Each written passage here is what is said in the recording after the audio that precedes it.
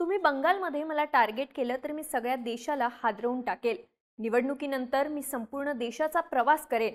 भारतानं आधी नोटबंदी पाहिली, आता वोटबंदी पाहतंय। बंगालमधली SIR ची प्रोसेस आत्ताच्या आत्ता थांबवा। ही आहेत पश्चिम बंगालच्या मुख्यमंत्री ममता बॅनर्जी यांची गेल्या काही दिवसातली वक्तव्य। निवडणूक आयोगानं बंगालमध्ये SIR ची घोषणा केली तेव्हापासून ममता बॅनर्जी यांनी या विरोधात मोर्चा उघडलाय। ममतांच्या पक्षानं कोलकाता, चांदपारा, बोनगावसह बंगालमध्ये अनेक अँटी SIR रॅलीचं आयोजन केलंय। प्रत्येक रॅलीत ममता बॅनर्जींनी SIR विरोधात अत्यंत आक्रमक भूमिका घेतली। फक्त बंगालमध्येच SIR होतंय असं नाही, निवडणूक आयोगानं उत्तर प्रदेश, तामिळनाडू आणि केरळ सारख्या राज्यांमध्येही SIR ची घोषणा केली आहे। पण देशात आतापर्यंत कोणत्याही नेत्यानं या प्रक्रियेला जेवढा विरोध केला नसेल तेवढा विरोध ममता करताना दिसतंय। बंगालमध्ये पुढच्या वर्षी होणारी विधानसभा निवडणूक याच मुद्द्यावरून गाजणार हे आत्ताच दिसतंय। यावरून एक प्रश्न उभा राहतो, तो म्हणजे ममता बॅनर्जींना SIR ची एवढी धास्ती का वाटते? त्या SIR विरोधात एवढी आक्रमक भूमिका का घेतायत? या मागचं राजकारण नेमकं काय आहे समजून घेऊया या व्हिडिओमधून। नमस्कार, मी दिव्या आणि तुम्ही पाहताय बोलभिडू। सगळ्यात आधी ममता बॅनर्जींनी SIR विरोधात मोर्चा कसा उघडलाय ते पाहू।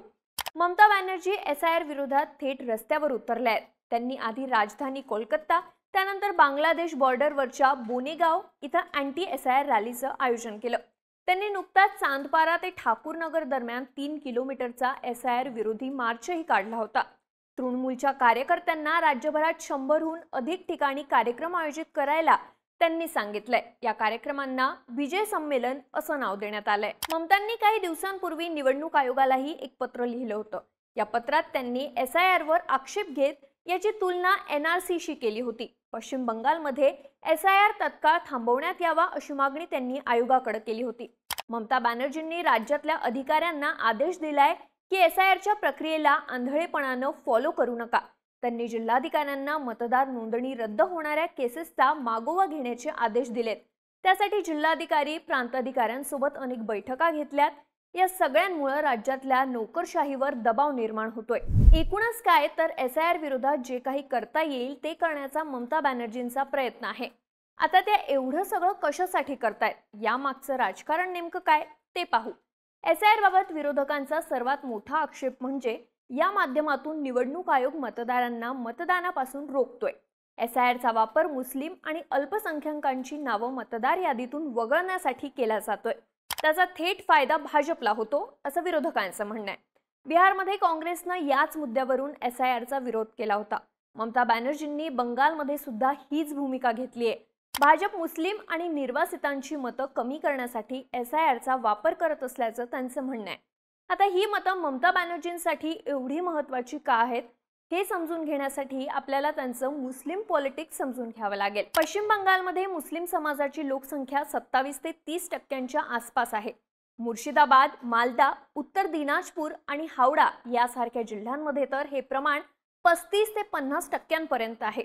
बंगालमध्ये विधानसभेच्या एकूण 294 जागा आहेत। त्यापैकी 100 ते 115 जागा अशा आहेत जिथं मुस्लिम मतदारांचा मोठा प्रभाव आहे। राज्यातल्या जवळपास 50 जागांवर मुस्लिम मतं निर्णायक आहेत, तर 50 ते 60 जागा अशा आहेत जिथं मुस्लिम मतं निवडणुकीत मोठा फॅक्टर ठरू शकतात।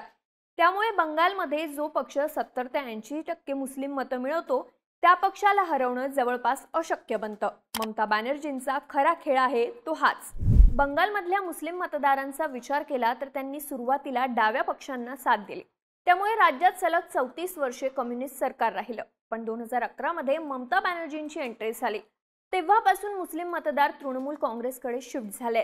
2006च्या निवडणुकीत डाव्या पक्षांना सुमारे 45% तर TMCला 22% मुस्लिम मतं मिळाली होती। 2011 मध्ये ममता बॅनर्जी पहिल्यांदा सत्तेत आल्या, त्यावेळी त्यांना दक्षिण 24 परगणा, हावडा आणि उत्तर बंगालच्या मुस्लिम प्रभावित जिल्ह्यांमधून चांगला सपोर्ट मिळाला होता। त्यावेळी ममता बॅनर्जींनी काँग्रेसची युती करून मुस्लिम मतांचा प्रभाव असलेल्या 125 जागांपैकी 95 जागा जिंकल्या होत्या। विश्लेषकांच्या मते बंगालमध्ये ममता बॅनर्जींना सत्तेत आणण्यात मुस्लिम मतदारांची भूमिका महत्त्वाची होती।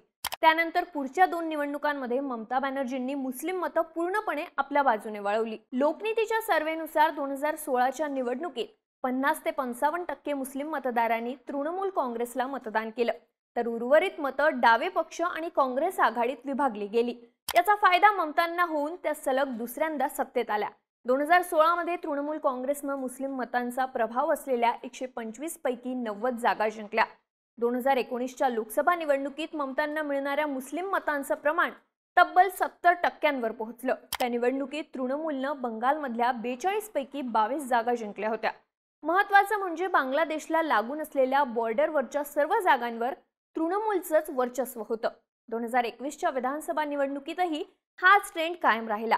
या निवडणुकीत ममतांना मिळणारी मुस्लिम मतं तब्बल 75% पोहोचली, तर उरलेली बहुतेक मुस्लिम मतं काँग्रेस आणि डाव्यांच्या आघाडीला मिळाली।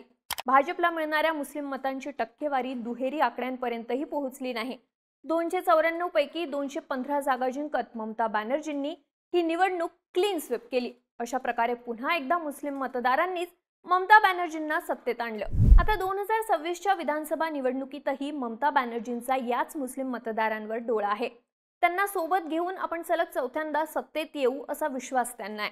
त्यामुळेच निवडणूक आयोग SIRच्या माध्यमातून मुस्लिम मतदार कमी करत असल्याचा आरोप त्या करतायत। आता आपण बिहारमध्ये झालेल्या SIRचा पॅटर्न बघितला तर विरोधकांना ही भीती का आहे ते समजून येतं।